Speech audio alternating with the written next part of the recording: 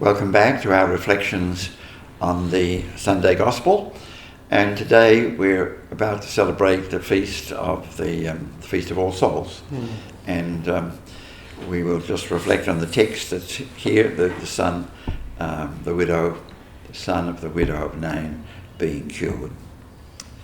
It happened that soon afterwards he went to a town called Nain, and disciples and a great number of people accompanied him. Now when he was near the gate of the town, there was a dead man being carried out, the only son of his mother, and she was a widow. And a considerable crowd of the townspeople were with her. When the Lord saw her, he felt sorry for her and said to her, "Don't cry." Then he went up and touched the bier, and the bearers stood still, and he said, "Young man, I tell you, get up." And the dead sat up and began to talk, and Jesus gave him to his mother. Everyone was filled with awe and glorified God, saying, "A great prophet has been raised up among us. God has visited his people." And the word about him spread throughout Judea and all over the countryside. Again, it's good to look at the context that we have. Beforehand, we've got the cure of the centurion's son who was dying, and now we've got Jesus bringing somebody back to life. The characters, the widow. Luke has a bit of a thing for widows. You remember the widow gives the 2 coins in the temple, and it fits in with Luke's emphasis on the disadvantaged people. The widow was very much a disadvantaged person. And the point being made, I think, is Jesus reaching out. It says that he was sorry for her. There's 2 other sections in Luke, both of which are just Lucan, where this happens, that the Good Samaritan feels sorry for the person and reaches out, and the father of the prodigal has sorry for his son. And it makes that point that I think we've seen often, that love is not something that we're drawn to, but it's something that drives us out, that the love of God urges us on. So I think the point about the story is that Jesus' love urges him to act, rather than just the fact that it's a sad scene in relationship to this poor widow. Mind you, it again highlights the fact of who Jesus is, because both Elijah and Elisha in the Old Testament did things that were similar to this. And the very next thing that comes after this gospel is John the Baptist sending his disciples saying, "Are you the one who is to come or not?" And Jesus' answer is, "Go back and tell him what I've been doing." And the things that he's been doing are the things that are a sign of the Messianic times. So I think it's like most of Luke's things, it's a really nice little story, but it captures the fact that Jesus is a prophet, that Jesus reaches out in love, not simply drawn by love, and that what he's doing is simply fulfilling the sorts of things that were foretold in the Old Testament.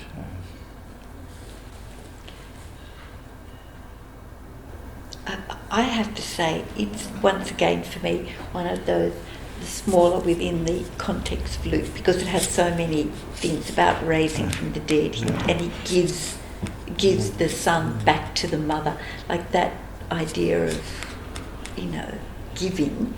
But 2 words struck me today when he says to the woman, "Don't cry." Now, could take my breath away. It's 2 very simple words, but what for me it touched on was that fully human and fully divine. Like, there's the miracle, and he could have done the miracle and presented him as fully divine, but just those 2 words to me is just so touching and so personal. Don't cry. I think it's beautiful, and for me, that the whole incarnation, it's hard to grasp sometimes, but in this story, what shines through to me is that a moment when he is both of those, human and divine. And I think the human side of it is when he gives him back to the mother, and that's actually a quote from the story of Elijah. Ah. So it sort of captures the Old Testament as well as the human touch that's there. Mm. It spoke to me very much of Jesus' humanity, his care and concern, real for people, the compassion that he had for the woman who was disowned by society because of the death of her son. She had no one to care for her. And again, manifesting the great love that God has for each one of us. Mm. So for me, it's a gospel story that's filled with hope in the midst of sadness, compassion in the midst of that sadness too, but also the fact that, you know, when you think of death, it's the gift of life that God continues to give to us. I think I read somewhere, we don't really die, we continue to live beyond the grave, in the resurrection, in that afterlife.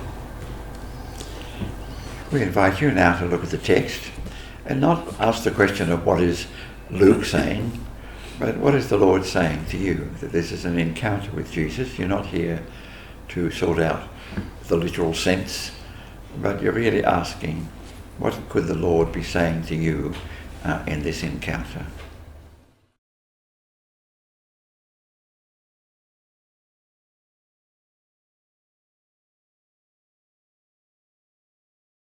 Welcome back. We invite you now to listen to the reading for a second time. It happened that soon afterwards he went to a town called Nain, and his disciples and a great number of people accompanied him. Now, when he was near the gate of the town, there was a dead man being carried out, the only son of his mother, and she was a widow. And a considerable crowd of the townspeople were with her.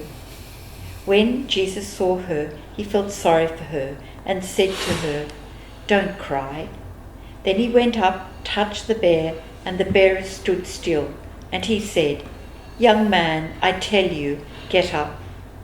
And the dead man sat up and began to talk. And Jesus gave him to his mother. Everyone was filled with awe and glorified God, saying, "A great prophet has been raised up among us. God has visited his people." And the word about him spread throughout Judea and all over the countryside. The point that came through to me was this contrast between being drawn to love or being urged to love. And I think I might just look at my life and just see those that I'm loving or the loving things that I'm doing. Am I being drawn to them because I like them or they look good? Or am I being urged because this is the way to reach out? And I find that there are people in your life where you really have to be urged to love them rather than just them drawing you in love. What I found, I was so struck by Jesus' tenderness with "don't cry."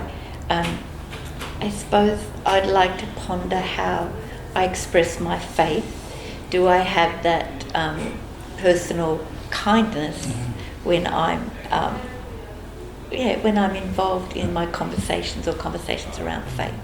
It really struck me how powerful that is. I find that I easily become downhearted, despondent, and always find that there is someone or some bodies who raise me up, who give me that experience of Jesus and give me hope. And so in gratitude for what others do for me to bring me to life, how am I, in terms of my relationship with others, generous in offering them hope and the experience of the life that Jesus gives. We invite you now to draw something from the scriptures, something that you might be able to implement in your life. In other words, it's not enough just to get the message, it's important that we live the message as well.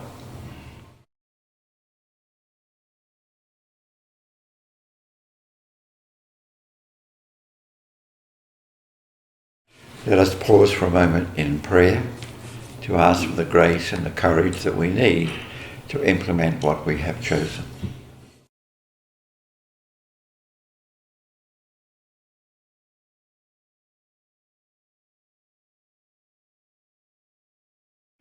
Thank you for being with us. We remind you again of our website, lectiodivina.com.au, where you will find these reflections on the Gospels, also the commentaries on the Gospels of Matthew, Mark and Luke, and beginning this week on John as well. We conclude, as we always do, with the reading of the prayer from the liturgy of the Feast of All Souls. Listen kindly to our prayers, O Lord, and as our faith in your Son, raised from the dead, is deepened, so may our hope of resurrection for your departed servants also find new strength through Christ our Lord.